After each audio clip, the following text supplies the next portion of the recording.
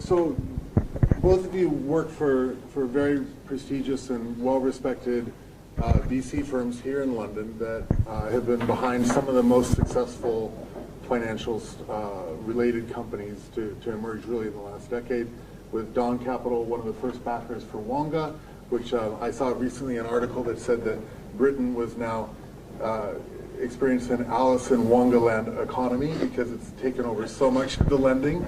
And then with Balderton, you guys have been at the forefront of startups across the board in not just FinTech, but really the technology space.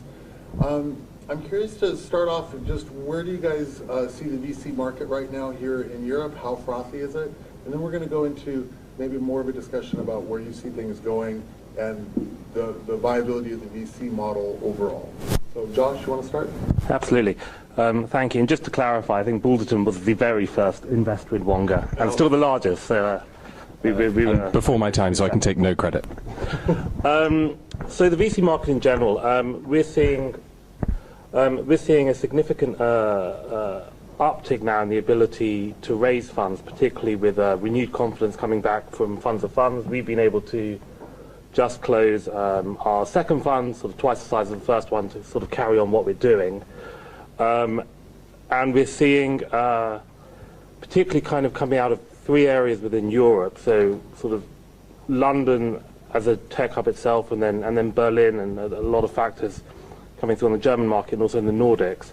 A kind of a new generation of companies, the likes of which we haven't really seen sort of the past 5-6 years, which are very fundable, and there's kind of a new generation of entrepreneurs. So actually we're seeing both availability of funding starting to come through, combined with quality of investable companies. I'd agree. I mean, I think Europe is still relatively new to venture capital compared to the Valley, and as an asset class, it's still, I'd say it's still not completely proven, and very few European funds have made great returns so far. But that said, I think most investors are looking at tech and saying, we need to be in this. They're looking at Silicon Valley valuations and saying, perhaps there's more value in Europe. And there are enough interesting, billion-dollar type companies like Wonga and Betfair, LMAX, and so on, coming out of Europe, that it's becoming a market that more investors are taking seriously. But it's certainly it's certainly not a kind of slam dunk yet. I mean, I think there's 3 or 4 large funds like us. There's a growing number of sort of $100 million funds. But I wouldn't say it's yet a kind of anything like a rival to Silicon Valley in terms of venture capital. I'd agree with that. And it's interesting. I think it's very easy to invest money, but Harry's point around kind of the $1 billion or £1 billion exits, I think we haven't had one of those really in the last half dozen years coming really out of the London market. I think over the next 2 to 3 years there are sort of 4 or 5 companies which could easily fall into that category, which when investors start to see money coming out as well, will also kind of signal the strength of the market. So that raises a whole range of questions that I want to ask you guys, but the first question is, what are those 4 or 5 companies do you see coming down the pipe that have potential for kind of large global scale, both ambition and exit? You gave the numbers. I gave the numbers, didn't I? So, I mean, just out of the London market, in terms of businesses which have been invested in here, I'm not sure whether they would necessarily list in London. I would see Wonga, I would see Mimecast, Zoopla, Mind Candy, Northern Europe, kind of Shazam, potentially Spotify, all being able to justify 10-figure valuations and all being ready to come to market over the next 18, 24 months. I'd agree with that. I think another one would be Klarna in the Nordics, which is obviously FinTech, and yeah, I mean, I think Wonga is already. I mean, the latest round was well over $1 billion valuation. I think it's been announced, isn't it? Moving into the US market? They're trying a number of markets. I think the ones that have been announced so far are South Africa, Poland, and Canada. India was announced earlier this week, so. Okay. So, Josh, you said something very interesting in your opening statement about the fact that there seem to be more fundable companies coming out, and then Harry, you mentioned that the market from the VC standpoint, say the capital liquidity pool, is still not really rivaling or even matching Silicon Valley. What do you guys think about the opposite side of that coin? There's been all this talk about frost in Silicon Valley and all these kind of silly companies getting funded, which aren't really addressing what you might call fundamental problems when you have a world that's filled with like lots of broken stuff. And then you're having, like yesterday at TechCrunch, the first startup was something called Titstare, which basically somehow was an app involving breasts. Do you think that maybe people are a little bit more grounded here in the European market, or the companies are more grounded, or do you think that it's really the same issues on both sides? And do you think that there's a mismatch between, say, ideas and capital between the two markets? I mean, look, there are definitely some frothy valuations in the Valley. There's a lot of angel investors there who've, taken 100 million out of Facebook or Google and want to stay involved. And there is this sort of bubble world there where, the latest hot thing that Peter Thiel's invested in, or one of the ex-Facebook guys invested in, everyone wants to get into as well, and they'll put 10 million in at the angel stage, and that's a bit nuts. But that said, it is also where a large proportion of the talent comes from. And if you're a VC like us, what we're looking for is exceptional teams, exceptional engineering talent particularly. And I mean, even though the Nordics have some great engineering talent, London has some great engineering talent, Berlin increasingly, it's still, a tiny percentage of the Valley, I'd say, particularly for enterprise software, and I think for sort of great consumer internet and consumer mobile design at the moment. Now, as you say, I think a lot of that talent ends up chasing a lot of the same ideas, and there is this sort of problem with groupthink, I think, in the Valley, perhaps, and that's why a lot of the perhaps bigger ideas do emerge elsewhere. And that can be Chicago, like Groupon, it can be New York, like Foursquare and so forth, and it can be London with Wonga, or the Nordics with Klarna. So I think, yes, it's an advantage and a disadvantage. It is still harder to get great talent here, but it's perhaps we have a bit more in an independent view, and we're a bit less sort of affected by the hype.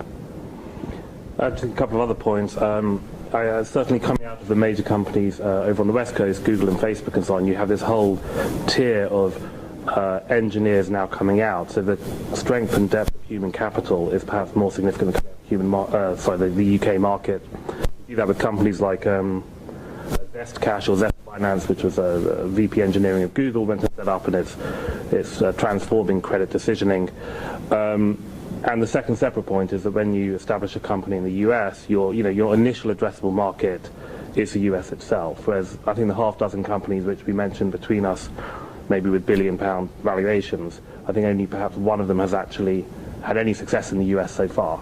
So you're able out of the US just to turn up and have if you're establishing yourself there, a market which is 5 times the size of any specific European market to tackle. I guess the only other thing to add would be there are some markets where Europe is the centre. There aren't many, but you could argue that London is the centre of finance and insurance more so even than New York, and therefore companies that address those don't typically come out of Silicon Valley. They come out of New York or London, and for example, I think there's someone from Market here.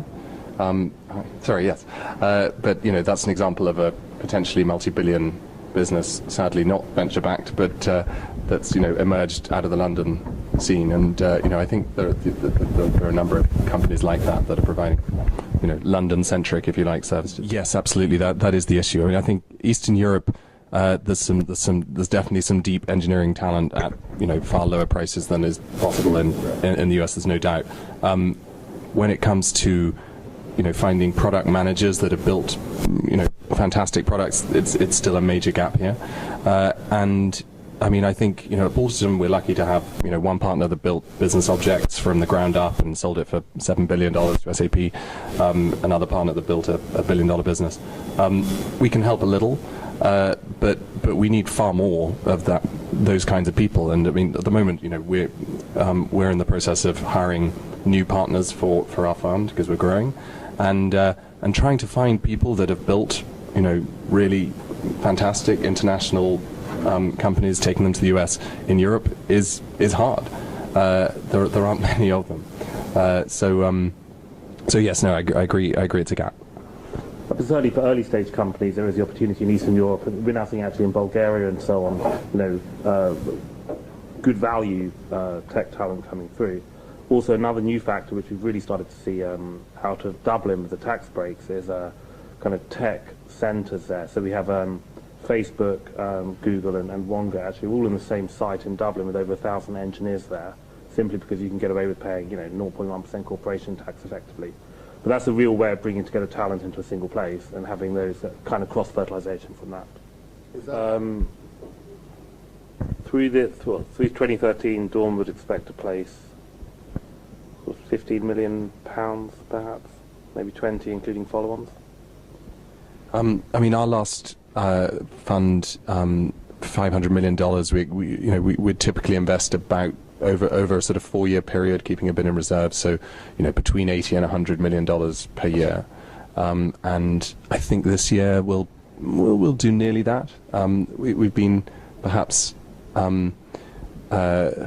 making a lot more sort of slightly earlier stage investments recently. I think, I mean, you talked about this kind of crunch between seed and kind of growth, and you know, what we're seeing. I think that there's a sort of big trend. The big trend in VC is all driven, I think, by the fact that the information is now open to everyone. You know, if you were a venture capital investor in the Valley in the 60s, 70s, perhaps even 80s, then it was all about who you knew.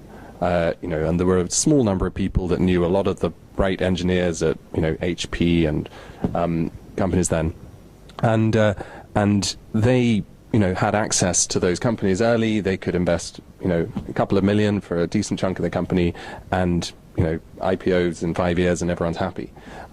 Now you have, for example, AngelList, which has really changed the landscape.